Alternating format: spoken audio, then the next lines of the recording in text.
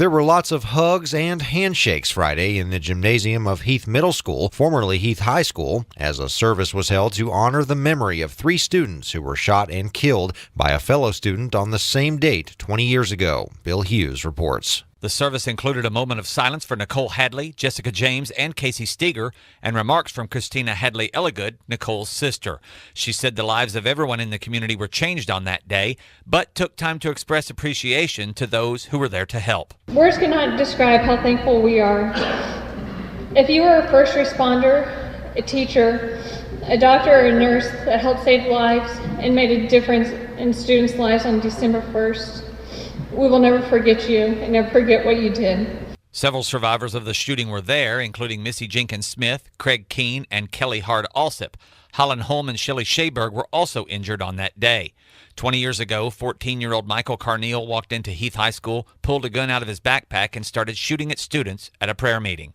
Smith, who was paralyzed from the chest down when she was shot, said it still feels like it happened yesterday, but she wants the day to be spent remembering the 3 girls who lost their lives. Remember the girls, remember what happened to them, and just to remember that something like this can happen anywhere, and that there are still people that are dealing with this, even though it was 20 years ago. And I think sometimes kids don't understand the impact of these type of things, and it's just scary that these things are still continuing to happen. After the memorial service, everyone moved across the street to dedicate a new memorial for the victims on property adjacent to Heath Elementary School. Over 100 companies, organizations, and individuals from all over the U.S. donated to the project. The previous memorial was built behind the current middle school, but due to security changes and school hours, it was inaccessible to many people. A concerted effort to replace the memorial started a year ago. I'm Bill Hughes. 3 of those whose lives were touched by the Heath High School shooting have expressed their hopes for how the community responds to the new, highly visible memorial across the street from the school. Bill Hughes reports. Missy Jenkins Smith said Friday that we should never forget December 1st, 1997, because there are 3 girls who paid the ultimate price for what happened that day. She said it reminds everyone of the suffering that still continues into the present, but that it's important to be proactive and do something to prevent it from happening again.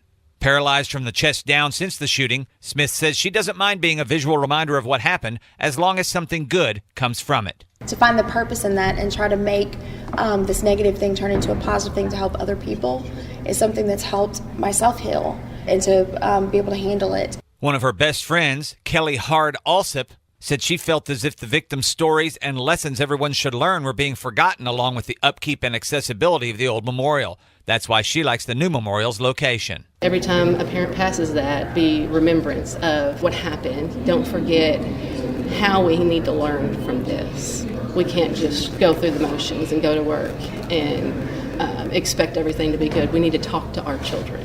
She hopes students will be reminded that their stressful situations are temporary in spite of how they feel. She believes that perspective might prevent someone from acting on those emotions with violence.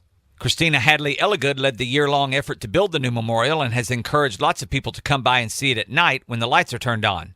She hopes people can come there to reflect, but also have conversations. She hopes today's students, who are too young to know how it affected the community then, can see the good that has resulted from that very bad day and how the community has stood strong since then.